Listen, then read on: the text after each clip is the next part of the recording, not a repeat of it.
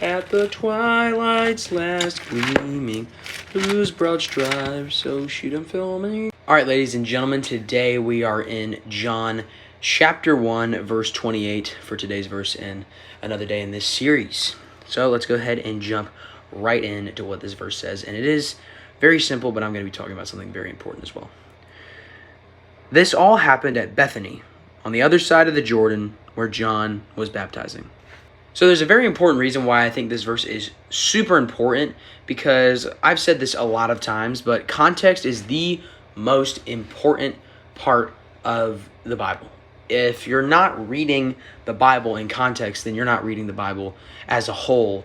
And I think it's very important that there's verses like verse 28 that kind of show us the context of where was John when he was doing this, why, how, what was he doing?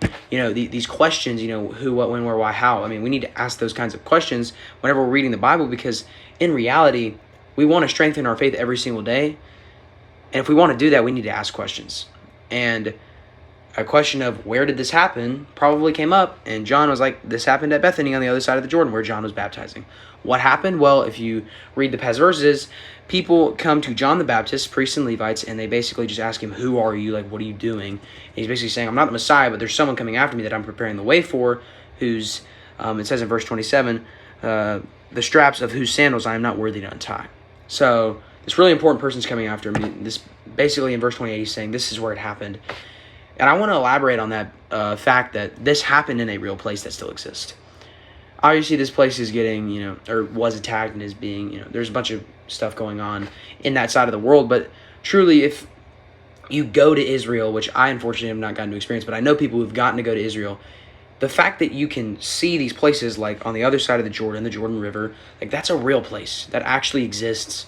Like Jerusalem still exists, Galilee, Nazareth, Egypt, even places like that, just they still exist to this day. And, marks of history still exist, like Jacob's Well, and all of this stuff that still exists to this day just kind of gives the living proof of the Bible. And the fact that we can look on a map and be like, hey, that's where it happened, gives it so much proof. And the fact that people would be like, hey, it's right here, and they could film it, they'd be like, I see it. I see the Garden of Gethsemane. I see the tomb. I see all of it. Like, that's just further proof that this actually did happen. And it makes me more confident as a believer that this stuff that is being testified about in the Bible actually happened. Jesus died, he rose again, and he's waiting to come back.